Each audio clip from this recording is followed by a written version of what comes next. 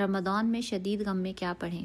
مجھے آج بھی یاد ہے کہ میں اپنے گھر میں برتن دھوتے ہوئے مسلسل رو رہی تھی کہ بیماری کی حالت میں میرے پاس کوئی سپورٹ کیوں نہیں ہے، جبکہ مجھے بچوں کو بھی سنبھالنا ہے۔ رمضان کے دن بھی ہیں، جسم کمزور تھا، دل بھرا ہوا تھا اور روز اپنی جگہ ایک آزمائش لگ رہا تھا۔ اس لمحے اللہ تعالیٰ نے اپنا فضل فرمایا، میری زبان سے بلند آواز میں وہی دعا جاری ہوئی جس نے میرے دل کو تھام لیا۔ رضیت باللہ ربا وبالاسلام دینا وبمحمد نبیہ۔ میں اللہ کے رب ہونے، اسلام کے دین ہونے، محمد صلی اللہ علیہ وسلم کے نبی ہونے پر راضی ہوں۔ میں خود سے بار بار کہہ رہی تھی، میں اللہ سے راضی ہوں، جس حال میں بھی اس نے مجھے رکھا ہے، چاہے وہ رمضان کی تھکن ہی کیوں نہ ہو، بچوں کو دیکھنا ہی کیوں نہ ہو۔ جو ہی میں نے یہ الفاظ دہرانا شروع کیے، میرے آنسو تھم گئے، دل میں ایک نئی توانائی، ایک نیا سکون اتر آیا۔ الحمدللہ۔ اس وقت مجھے معلوم نہیں تھا کہ یہ دعا غم اور ٹوٹنے کے لمحوں میں سب سے طاقتور سہارا بننے والی دعا ہے، خاص طور پر رمضان میں جب دل زیادہ نرم اور آزمائشیں زیادہ نمایاں محسوس ہوتی ہیں۔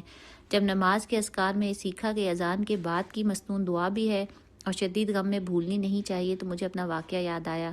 رمضان میں تو ہم دن میں 5 مرتبہ اذان سنتے ہیں، سحری کی برکتیں، افطار کی دعائیں، تراویح کی راتیں، یہ سب ہمیں یاد دلاتی ہیں کہ ہم نے اللہ کو رب ماننا ہے۔ رسول اللہ صلی اللہ علیہ وسلم کی تعلیمات کے لیے محبت بڑھ جاتی ہے کہ وہ دعائیں جو ہماری صبح شام میں اللہ سبحانہ تعالیٰ کی اطاعت کو بڑھانے میں مدد دیتی ہیں، ان کو دن میں کئی مرتبہ مانگنے کو کہا ہے، جیسے معوذتین۔ پھر یہ دعا دن میں 5 مرتبہ ہر اذان کے بعد اور ساتھ ساتھ صبح و شام کے وقت بھی۔ اسی لیے رمضان میں جب بھی دل میں اسلام پر، نبی صلی اللہ علیہ وسلم پر، اللہ سبحانہ تعالیٰ کی پر کوئی کمزوری، کوئی وسوسہ آئے، روزے کی کمزوری ہو، عبادت میں سستی ہو یا حالات کی تنگی ہو، تو فوراً بلند آواز سے کہیں رضیت باللہ ربا، کیونکہ جب انسان بولتا ہے تو اس کے کان سنتے ہیں اور دل ماننے لگتا ہے۔ چند سوال جو ہمیں اپنے آپ سے کرنے ہیں، خاص طور پر رمضان میں: کیا ہم واقعی اللہ سے راضی ہیں؟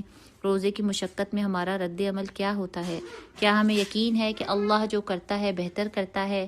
کیا ہم رمضان کی آزمائشوں میں بھی اللہ کی مہربانی تلاش کرتے ہیں؟ اگر ہم واقعی ہر حال میں تنگی، خوشحالی، سختی، آسانی، خاص طور پر رمضان کے مہینے میں اللہ سبحانہ تعالیٰ سے راضی ہوں اور یقین رکھیں کہ اللہ کے ہر فیصلے میں خیر ہے، تو اس کا نتیجہ یہی نکلے گا کہ ہمارا دل شرح صدر ہوگا، قلبی سکون ملے گا، روحانی خوشی ملے گی۔ اس کی بہترین مثال رسول اللہ صلی اللہ علیہ وسلم کی زندگی ہے۔ آپ صلی اللہ علیہ وسلم ہر حال میں راضی تھے، اپنی یتیمی میں، فقر میں، دشمنوں کے مقابلے میں، جنگ کے میدان میں، ناپسندیدہ حالات میں۔ اور رمضان میں تو آپ صلی اللہ علیہ وسلم کی عبادت و شکر اور بھی بڑھ جاتا تھا۔ ہر حال میں آپ کی زبان پر یہی ہوتا تھا، الحمدللہ علی کل حال۔ ہمیں بھی یہی عادت بنانی ہے، خاص طور پر